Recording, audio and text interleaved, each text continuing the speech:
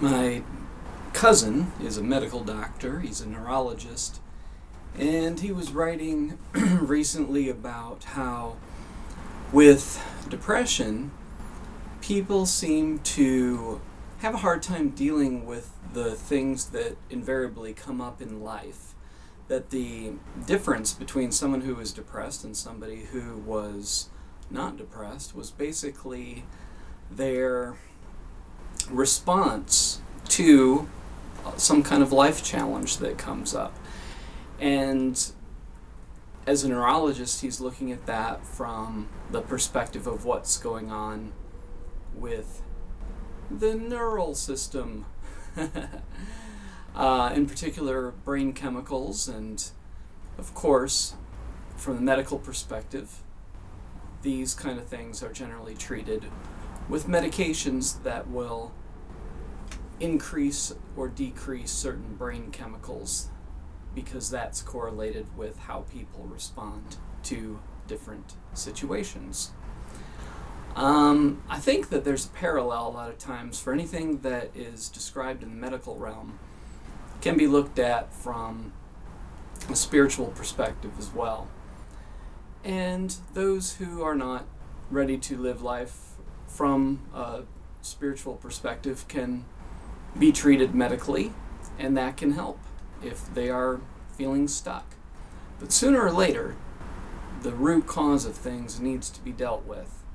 This is the psychological / spiritual perspective, that underneath what is manifesting in some kind of physical form is an issue related to one's thoughts, one's ego, or some existential life situation, in terms of existential meaning the meaning of your existence and the purpose of what you are doing, and what is your motivation, and are you aligned with your true purpose. Now, the ego, I believe, takes things that happen that we call bad and magnifies them, and tries to convince you that they are all that is, the bad things are all that really is, and all that will be. In other words, it'll try to convince you that this too shall not pass, that this is the way things will be now, that something bad has happened. Something bad being defined as something that happened that you didn't want to happen, something that you were thwarted within in terms of your desires and preferences regarding things. So, even if the truth is that something didn't happen because it wasn't supposed to, or something did happen as a result of a choice, or a result of karma, or a result of there being a need for a greater lesson to be learned, then, I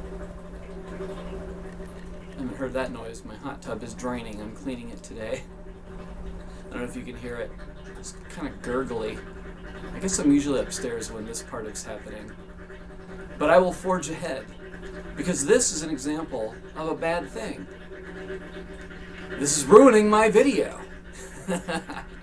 No, seriously, if I'm feeling more tense and uptight and being controlled by my ego, I could get really annoyed and frustrated with that noise. But there it goes. And there it was. And if there's something useful from this video, it probably won't ruin it. But the ego will try to convince you that the good feelings that you have are not real. The feelings of tranquility and peacefulness and self-awareness and self-knowledge, those are just fleeting. And that life is really just about, one damn thing after another. That's what the ego wants you to believe.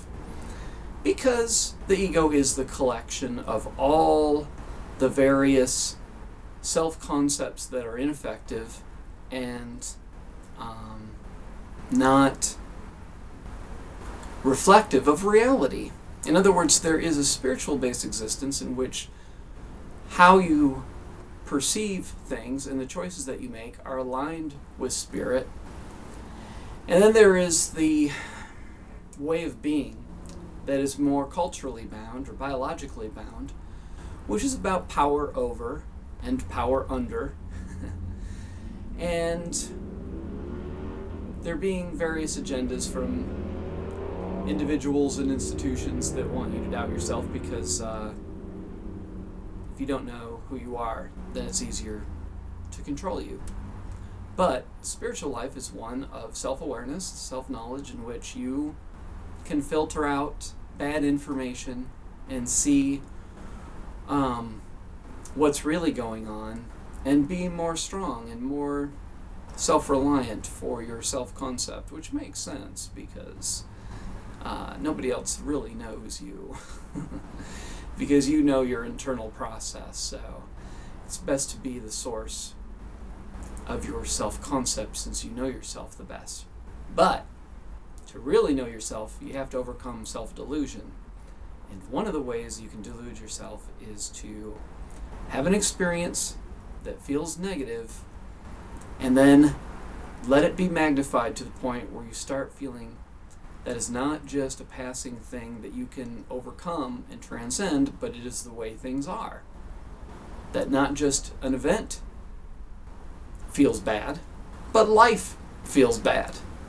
So, out-reason your ego.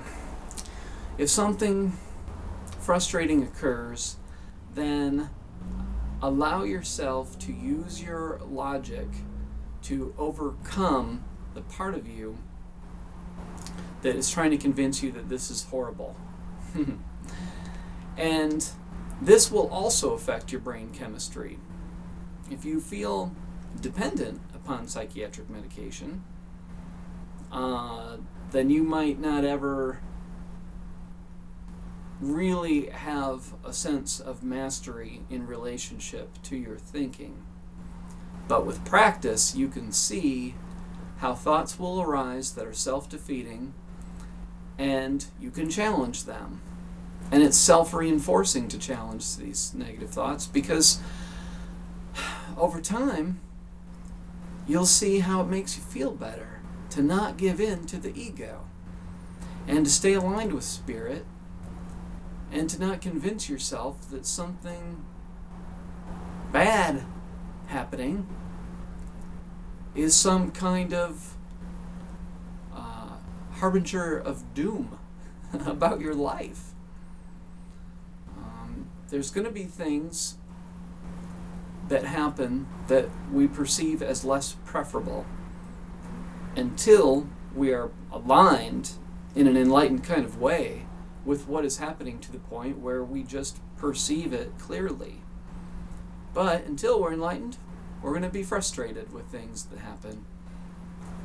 But if you can keep in mind during a frustrating event some new information, that this is not just a reflection of life as a whole, that this is an aspect of an experience that will pass and that you can transcend, then you can keep your ego in check and move on feeling more positive and stay aligned with an optimistic perspective that you are always evolving and that you're headed towards awareness.